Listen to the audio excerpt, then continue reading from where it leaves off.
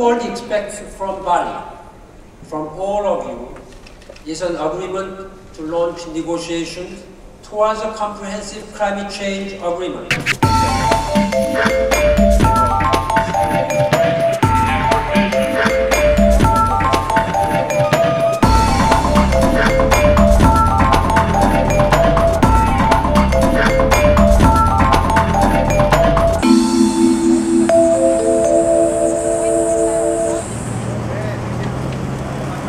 During the last days of the conference, the Solartaxi was fully booked.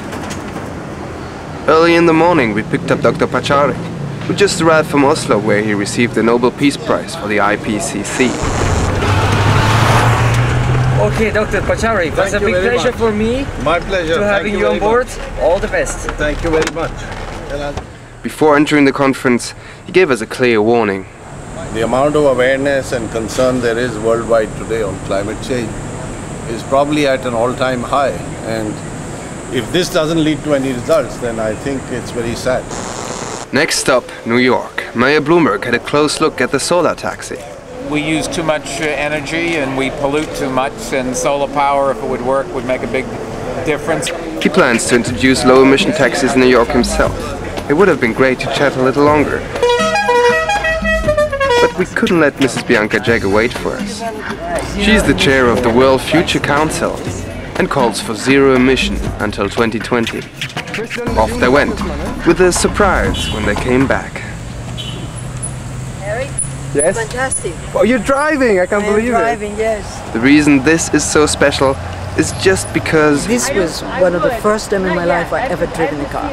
And I am now ready to learn to drive in order to be the spokesperson for that car. we felt honored. But despite her new affection, Bianca had a clear opinion on the current situation. We are about to see the failure of the delegates who will not be able to even come to terms to reducing by 25 to 40% the CO2 emissions, because the United States, and to a certain degree some of the other developed nations, part of the EU, don't have the courage to call for the necessary CO2 emissions in order to save the planet. Some of the other developed nations, Canada for example? Unfortunately, the Canadian ministers had no time for us. But we met Stéphane Dion, the leader of the opposition and possibly Canada's next Prime Minister. Many people are really disappointed by the Canadian delegation, and I hope that next year we'll be back as a strong supporter of the international community to fight climate change. Last passenger of the day was Australia's Environmental Minister, Mr. Peter Garrett, also known as the singer of Midnight Oil.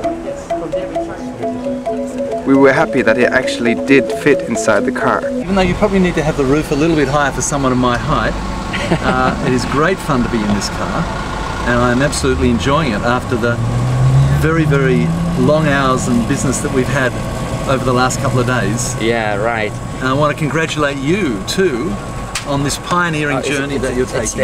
Unfortunately, he was not yet in the mood for a political statement. We won't talk about the negotiations until they're concluded. Still, he enjoyed his break while driving around much further than his security wanted him to.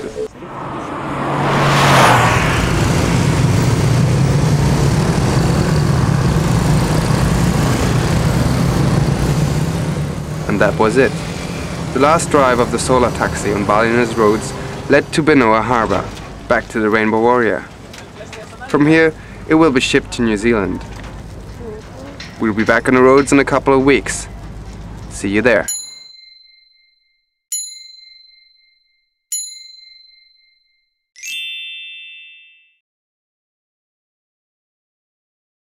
So I'm here with the Governor of Bali. Yeah. And we would like to say thank you and goodbye and Warm.